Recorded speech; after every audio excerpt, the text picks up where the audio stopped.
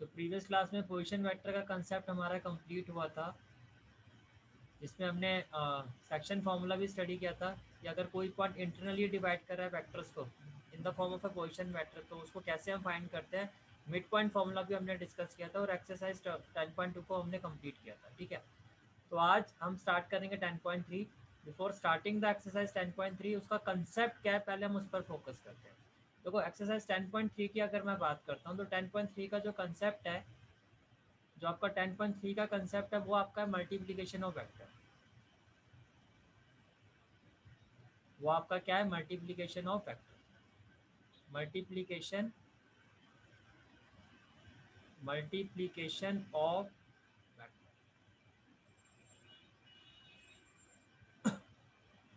अब मल्टीप्लिकेशन क्या है ये तो हम बहुत छोटी क्लासेस से ही पढ़ते हैं, 3 × 2 6, 6 × 5 30।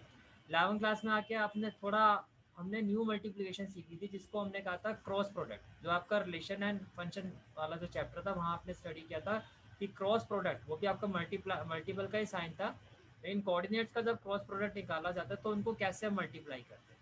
इसी तरह जब वेक्टर्स, दो वेक्टर्स है, एक वेक्टर आपका ए है और एक वेक्टर आपका बी है, अगर आप दो वेक्टर्स को मल्टीप्लाई करते हो तो इसकी दो टाइप्स होती है। वो डिपेंड करता है कि आपका आउटपुट क्या है। अगर आप दो वेक्टर को मल्टीप्लाई करके हो, या तो आपको मिलता है प्रोजेक्शन, या दो वेक्टर को मल्टीप्लाई करके हमें क्या मिलता है, परपेंडिकुलर वेक्टर्स।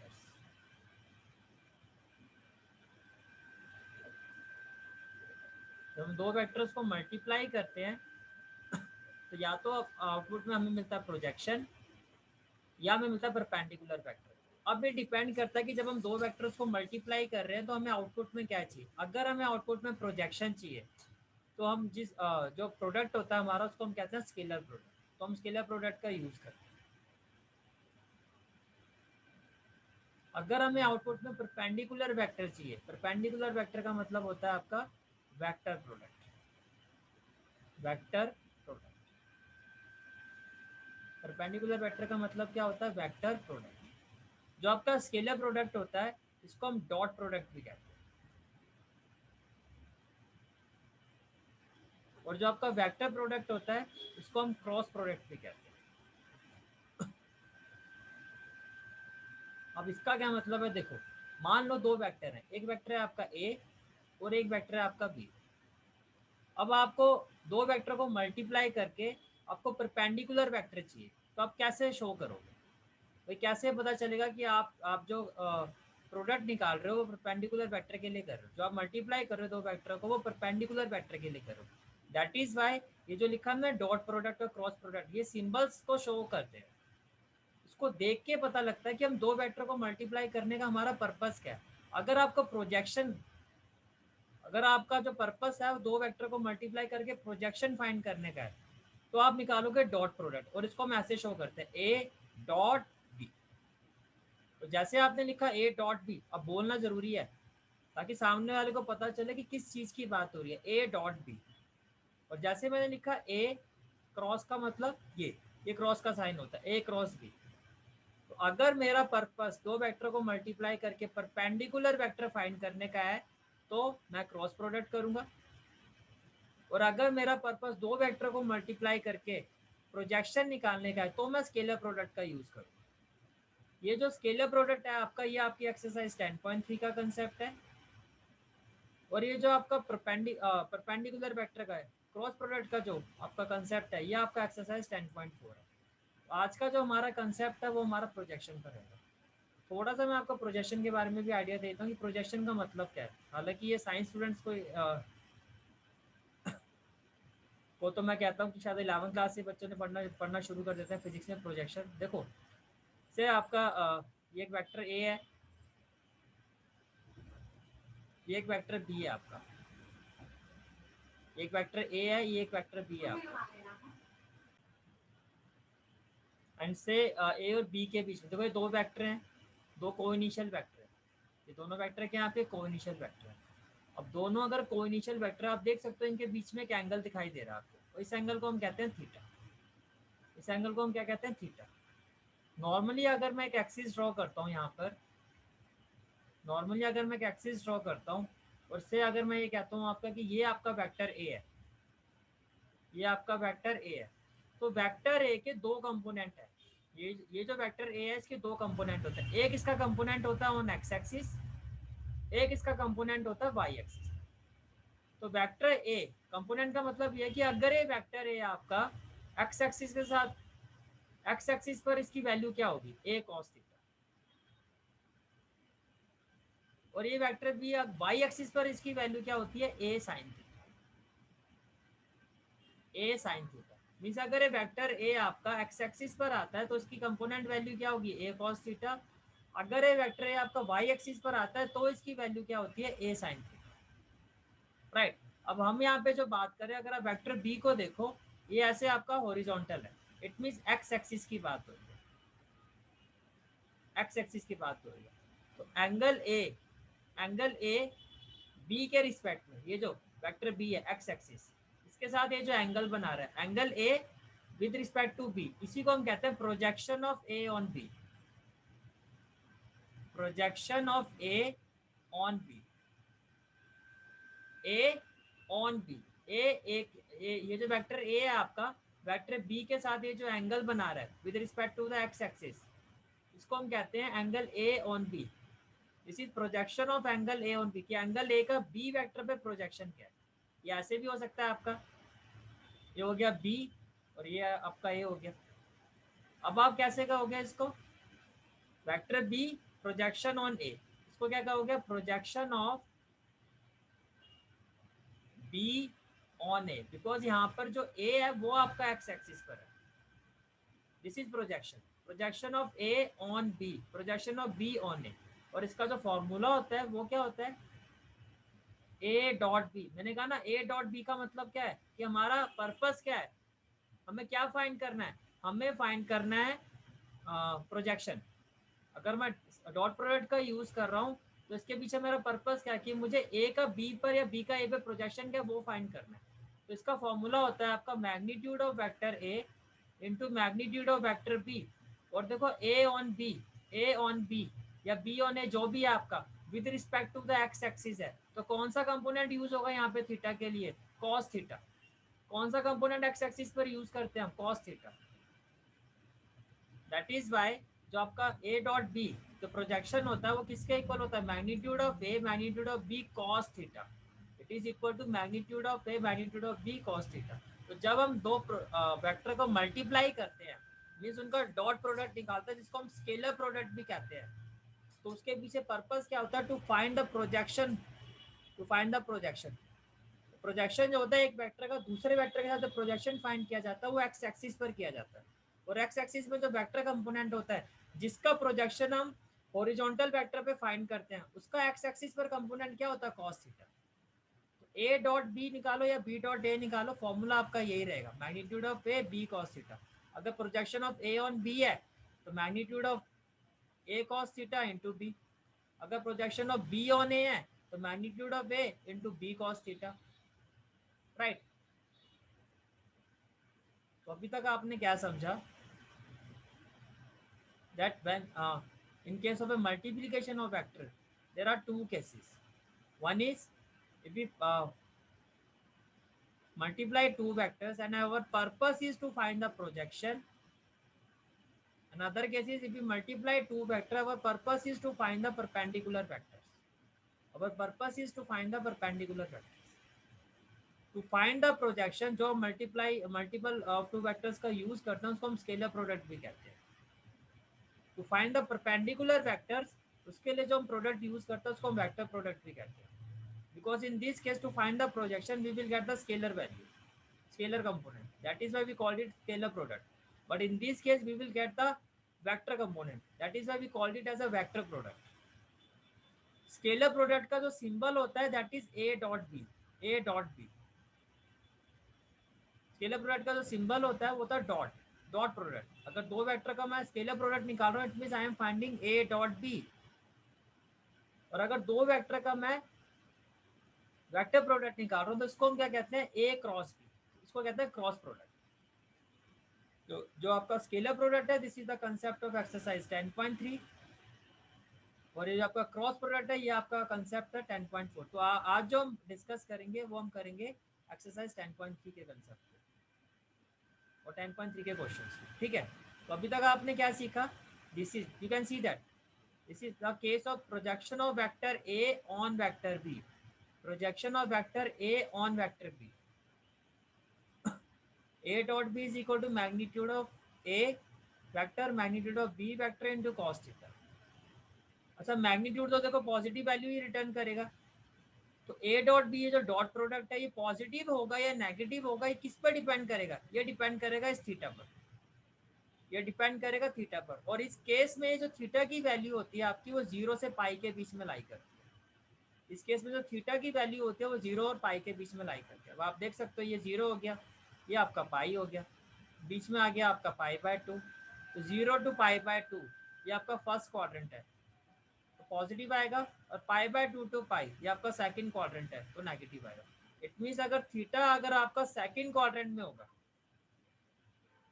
तो आपकी जो projection value A dot B की जो वैल्यू आएगी वो आपकी नेगेटिव आएगी। और अगर थीटा की जो वैल्यू है आपकी वो फर्स्ट क्वाड्रेंट में लाई कर रही है, इट मीन जो आपका ए डॉट बी जो स्केलर प्रोडक्ट होगा हमारा वो क्या होगा? वो हमारा positive, right. Okay, now there are different cases of scalar product। first case क्या होता है? we know that a dot b is equal to magnitude of a into magnitude of b cos theta। by using this formula we can find the value of cos theta, we can find the value of cos theta which is equal to a dot b upon magnitude of a magnitude of b। and then on the basis of this concept जो मैंने आपको first concept करवाया है, you can do the first question of exercise 10.3। First question क्या है आपका 10.3 का? Find the angle between two vectors A and B with magnitude √3। Magnitude √3 means magnitude of A and 2 magnitude of B and A dot B. A dot B means dot product, scalar product. A dot B की value पे given है, आपको angle find करना है। जैसे आपने ए dot B देखा आपको समझ में आ गया किसकी बात हो रही है? कॉस थीटा की, इसकी बात हो रही है कॉस थीटा की, right. According to the question, magnitude of A √3, magnitude of B 2, A dot B √6, and we know that A dot B is equal to magnitude of A magnitude of B cos theta। It means what will be the value of cos theta? It will be equal to A dot B upon magnitude of A magnitude of B।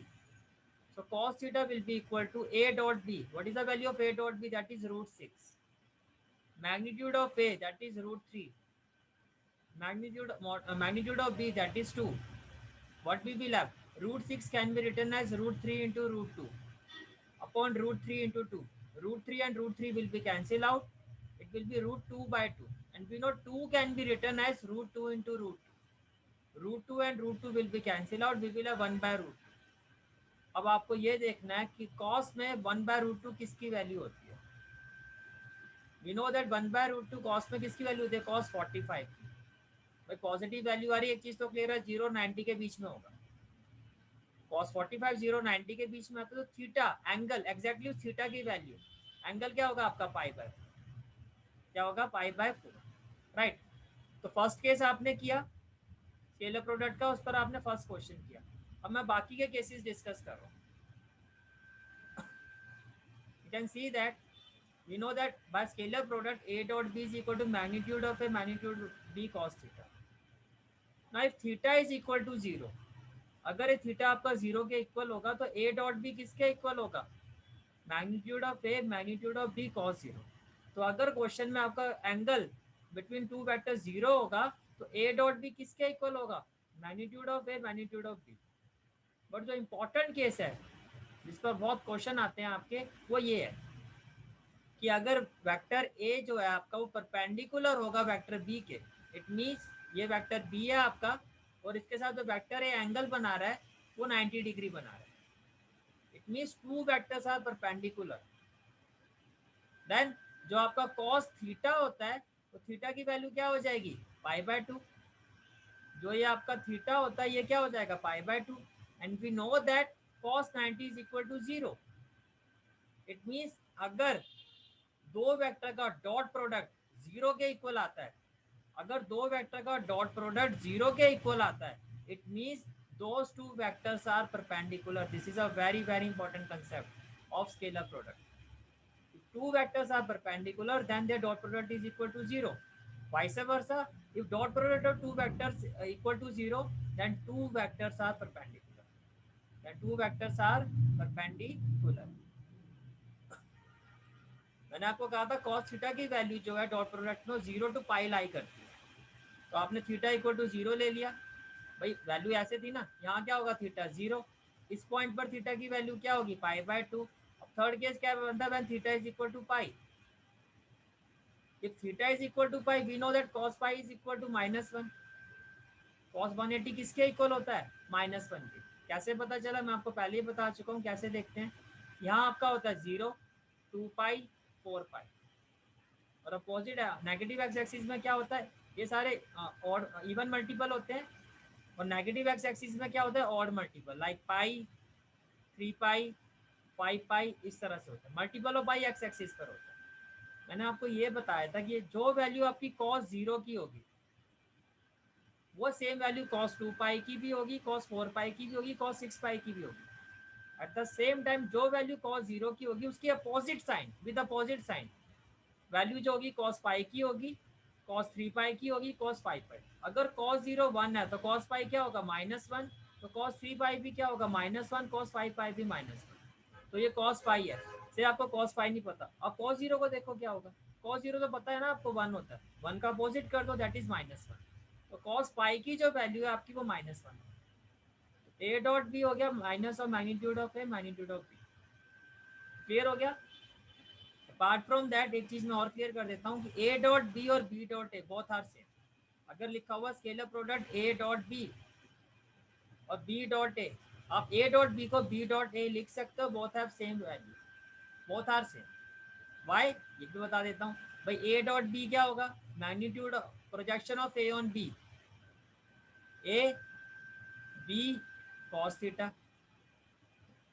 अगर मैं कह रहा हूँ projection of A on B से ऐसे समझो, अब अगर मैं कहता हूँ say B dot A magnitude of A B cos theta, अब किसका प्रोजेक्शन निकाल रहे हो, अगर आप ए का बी पर निकाल रहे हो तो magnitude of A cos theta, अगर आप बी का ए पर फाइंड कर रहे हो तो magnitude of B cos theta, value तो सेम ही है, मैग्नीट्यूड तो ओवरऑल वैल्यू तो सेम ही है आपकी, ठीक है। Apart from this A dot A dot A, if two vectors are equal, say vector A is equal to vector B, तो जो आपका फॉर्मूला होता है वो क्या होता है, A dot B is equal to magnitude of A magnitude of B cos theta. Now because two vectors are equal that is vector A is equal to vector B, तो मैग्नीट्यूड ऑफ बी की जगह हमने क्या रखा, magnitude of A, vector B की जगह भी क्या लिखा, वेक्टर ए। और अगर दो वेक्टर इक्वल है इट मींस बी इक्वल होने का मतलब यहाँ पर है क्या कि बी और ए जो है वो एक ही पोजीशन पर है, they are coinciding. It means जो उनके बीच का एंगल है वो क्या है, 0। भाई आपने एक वेक्टर बनाया ए और एक वेक्टर बनाया बी, को इनिशियल वेक्टर, इनके बीच का एंगल हो गया थीटा, राइट। मैंने कहा एक वेक्टर है आपका बी और जो दूसरा वेक्टर ए है वो इसी के साथ, ये भी को इनिशियल वेक्टर है पर इसके साथ कोइंसाइड कर रहा है। अब मैं आपसे पूछूं भाई ये जो ग्रीन वाला और रेड वाला वेक्टर इसके बीच में एंगल क्या होगा, आप कहोगे सर 0। ए और बी के बीच में जो एंगल होगा वो क्या होगा, 0, बिकॉज दे आर कोइंसाइडिंग। तो इन दिस केस जो आपका वेक्टर ए है और vector B both are same vector, तो बी की जगह आपने क्या लिखा, बी की जगह हमने क्या लिखा, जो मैग्नीट्यूड ऑफ बी होता है या वेक्टर बी होता है उसकी जगह आपने ए को पुट कर दिया। और अगर ए और बी कोइंसाइड कर रहे हैं तो ये जो एंगल थीटा था वो अब यहाँ पर क्या होगा, वो आपका 0 हो गया, वो आपका क्या हो गया, 0। तो जहाँ कॉस थीटा होता है वहां आपने लिखा कॉस 0, और कॉस 0 की वैल्यू क्या होती है, 1। And magnitude of A magnitude of vector A into magnitude of vector A, या प्रीवियस एक्सरसाइज में देख चुके, it is equal to magnitude of A square. This is a very important relation, that is vector A dot vector A, ये किसके equal होता है, magnitude of A square. Vector B dot vector B किसके इक्वल होगा, magnitude of vector b square. On the basis of this, जो आई cap होता है डॉट आई कैप, ये किसके इक्वल होता है? Magnitude of I cap square. अब ये क्यों होता है ये भी बता देता हूँ। हमने स्टडी किया था कि एक्स एक्सिस पर जो कंपोनेंट होता है उसकी यूनिट क्या होती है? आई कैप। और वाई एक्सिस पर जो कंपोनेंट होता है उसकी यूनिट क्या होती है? जे कैप। और एक्स एक्सिस और वाई एक्सिस के बीच में जो एंगल होता है वो होता है 90 डिग्री। वो क्या होता है आपका? 90 डिग्री के बीच में जो एंगल होता है वो क्या होता है आपका? 90 डिग्री, राइट। इट मीन्स जब आई और जे का प्रोडक्ट करेंगे हम तो वो जीरो के इक्वल होगा। जब आई और जे का डॉट प्रोडक्ट निकालेंगे वो जीरो के इक्वल होगा, बिकॉज इनके बीच में जो एंगल है वो 90 है। बट जब आई का एक वेक्टर आई कैप के साथ ही अगर आप डॉट प्रोडक्ट निकालोगे लाइक दिस, तो उनके बीच में जो एंगल है वो जीरो होगा, that is cos zero.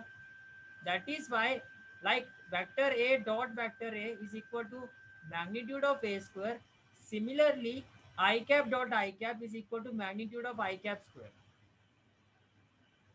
And we know that ये जो यूनिट होता है, यूनिट वेक्टर होता है, यूनिट वेक्टर की वैल्यू क्या होती है? 1।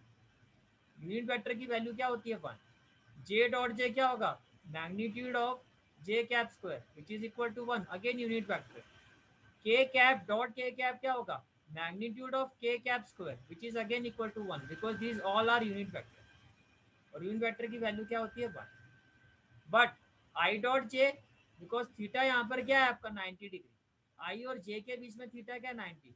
Means two different vector components का जब आप डॉट प्रोडक्ट करते हो like I dot J, J dot K dot I, इन सभी के जो प्रोडक्ट होता है वो जीरो के इक्वल होता है, क्योंकि सभी एक दूसरे के परपेंडिकुलर कंपोनेंट होते हैं। ये क्या होगा आपका? Zero. You can see that I dot J, I dot K cap, J dot K cap, के dot J cap, J dot I cap, ये सभी जीरो होंगे। सेम वेक्टर होगा तो 1 रिटर्न करेगा, सेम वेक्टर होगा यूनिट वेक्टर तो 1 return करेगा, लेकिन डिफरेंट कंपोनेंट को करोगे डॉट प्रोडक्ट में तो वो जीरो के इक्वल होगा, it will be equal to zero. तो before starting the next question, एक बार जो भी कंसेप्ट मैंने अभी आपको करवाए हैं एक बार आप इनका एनालिसिस देख लो। तो आपको जो डाउट आया है इस पोर्शन पे आया है कि ये कैसे आई है वैल्यू। मैंने आपको ये बताया अगर सेम वेक्टर कंपोनेंट को सेम वेक्टर कंपोनेंट के साथ अगर आप डॉट प्रोडक्ट निकाल तो इसका मतलब, पहली बात तो इसका मतलब है कि आई और आई के बीच में जो एंगल है वो जीरो है और कॉस जीरो की वैल्यू 1 होती है। तो ये तो सेम आपका इसी पैरामीटर से है, that I cap dot I cap, J cap dot J cap, के cap dot K cap is equal to 1। यहाँ 1 क्यों है, यहाँ 1 क्यों नहीं है? क्योंकि यहाँ पर यूनिट वेक्टर है और एक यूनिट वेक्टर का जो मैग्नीट्यूड होता है वो 1 होता है, स्क्वायर भी 1 ही होगा। अब बात आती है आई कैप डॉट जे कैप। जो आई कैप होता है आपका वो आपका एक्स एक्सिस पर होता है, एक्स एक्सिस की यूनिट होती है in terms of A vector, और जो जे कैप होता है वो वाई एक्सिस की यूनिट होती है। दो वेक्टर के बीच में जो एंगल होता है वो 90 डिग्री होता है। इट मीन्स अगर मैं आपसे ये पूछूं कि आई कैप डॉट जे कैप क्या होगा, तो by formula it will be magnitude of I cap, magnitude of J cap cos 90, and we know that cos 90 is equal to 0. That is why दो different vector के जो vector component का dot product होता है it is always equal to 0. I dot I cap dot J cap, I cap dot K cap, कोई भी अगर आप देखोगे different it will be equal to 0. Now it is clear? Is it clear now? Okay. So Yes, let's sir. move to the next question, which is based on the concept which we have already discussed now. That is question number 2. Question number 2 क्या है आपका? देखो, find the angle between the vectors. आपको angle find करना है between the vectors, these are the two vectors, इनके बीच में आपको एंगल फाइंड करना है। Okay, say the given vectors are vector A I cap minus 2j cap plus 3k cap, और ये आपका हो गया वेक्टर बी। अब आपको एंगल फाइंड करना है, means again theta. we know that by formula cos theta is equal to a dot b upon magnitude of a, magnitude of b। A vector से आपने फाइंड किया magnitude of vector A, that is 1 square plus minus 2 square that is 4, 3 square 9। तो magnitude of vector A आ गया आपका root 14 units, magnitude of vector B आ गया आपका रूट 14 यूनिट्स। तो ये आपकी दोनों वैल्यूज आ गई। Now we need to find the value of A dot B. A dot B, 3i cap dot I cap, मैंने कहा I cap dot I cap क्या होता है आपका 1, तो 3 इंटू 1 क्या हो जाएगा 3। जहां आपका जे कैप डॉट जे कैप है तो -2 इंटू -2 क्या हो जाएगा आपका +4, क्योंकि जो मैंने अभी बताया आपको कि जो कंपोनेंट्स होते हैं वो सेम से मल्टीप्लाई में होंगे, अपोजिट में तो जीरो आना है। सिमिलरली 3 के कैप डॉट के कैप, तो के कैप डॉट के कैप क्या होगा 1, और 3 इंटू 1 क्या हो गया 3। और थोड़ा सा एक बार आपको लिख के दिखा देता हूँ, आई कैप डॉट 3i कैप, आई और जे तो जीरो होगा, आई और के जीरो, उसको लिखने की जरूरत ही नहीं है। -2 जे कैप डॉट -2 जे कैप प्लस 3 के cap dot K cap. What I mean, I cap dot I cap 1 हो गया, तो 3 इंटू 1 क्या हो गया 3, जे कैप डॉट जे कैप 1 हो गया, -2 इंटू -2 +4, के कैप डॉट के कैप क्या हो गया 1, 3 इंटू 1 क्या हो गया 3। ओवरऑल वैल्यू किसके इक्वल आएगी आपकी 10 की, this will be equal to 10। Okay, अब एंगल सारी वैल्यूज आ गई, you know that angle between vector A and vector B what, cos theta, which is equal to A dot B upon magnitude of A magnitude of B। A dot B आपका है 10, तो ये हो गया आपका 10। magnitude of vector A that is √14, magnitude of vector B that is √14। finally what we will have, it will be equal to √14 into √14 that is 14, 2 5s are 10, 2 7s are 14। Cos theta आपका अगर 5/7 है, but will be angle mean theta, exactly angle का मतलब आपको theta find करना है, तो theta will be equal to cos inverse 5/7। Cos inverse 5/7 क्यों हुआ, प्रीवियस केस में आपका कॉस थीटा आया था 1/√2, और 1/√2 कॉस में टेबल में वैल्यू होती है, दैट इज कॉस 45, ये जो आपको पता है। अच्छा, 5/7 के लिए आपका एक टेबल आता है, जैसे लॉग टेबल आता है वैसे आता है, पर उतना डिटेल में नहीं करना आपको। जैसे कोई ऐसी वैल्यू आती है 0-90 के बीच में नहीं है, तो आप सीधा इसको इन्वर्स में लिखो, theta is equal to cos inverse 5/7। Okay, अब इसी जितना कंसेप्ट आपने अभी किया है इस पर बेस्ड है आपका नेक्स्ट क्वेश्चन, क्वेश्चन नंबर 7। जैसे मैंने आपको 10.2 करवाई थी कंसेप्ट पर बेस्ड क्वेश्चन, आगे पीछे ही करवाऊंगा मैं आपको, बिकॉज आपकी एनसीईआरटी का प्रॉपर ऑर्डर नहीं है, एक कंसेप्ट का एक क्वेश्चन ऊपर है एक नीचे है। अब उसी कंसेप्ट पर जो बेस क्वेश्चन है पहले मैं वो सारे आपके साथ डिस्कस करूंगा, राइट। और at the end of the जब ये कंप्लीट होगा आपका, यू विल सी दैट आपके सारे क्वेश्चन मैं डिस्कस कर चुका हूँ आपके साथ। Question number 7, evaluate product 3 vector A minus 5 vector B dot, ये आपको डॉट दिखाई दे रहा है, 2 vector A plus 7 vector B. तो कैसे करोगे इस क्वेश्चन को, first of all 3 vector A into 2 vector A, ये किसके इक्वल होगा आपका 3 vector A into 2 vector A, that is 3 2 जा 6 vector A dot vector A, then 3 vector A into 7 vector B, तो 3 7 जा 21 vector A dot vector B, then -5 vector B into 2 vector A, तो -10 vector B dot vector A, then 5 vector B into 7 vector B, तो plus minus क्या होगा -7 5 35 B vector dot B vector. अब आपके mind में ही आ रहा होगा सर इतना तो हमें ही पता है, 3 2 जा 6, मुझे पता है आपको सारी चीज़ें पता, पर वेक्टर में कैसे इसको इसकी प्रेजेंटेशन कैसे करनी है मैं आपको वो बता रहा हूँ। मैं ये नहीं कह रहा कि आपको इन चीज़ों का पता नहीं है। ए वेक्टर डॉट ए वेक्टर, अभी मैंने बताया था अगर सेम वेक्टर का डॉट प्रोडक्ट निकालोगे तो उसके मैग्नीट्यूड का स्क्वायर होता है। और मैंने ये भी कहा था आपको कि A vector dot B vector और B vector dot A vector को आप A vector dot B vector ही मानो। मैंने आपको कंसेप्ट में बताया था that A vector dot B vector is equal to B vector dot A vector. तो 21 माइनस 10 ये क्या हो जाएगा आपका 11 vector A dot vector B,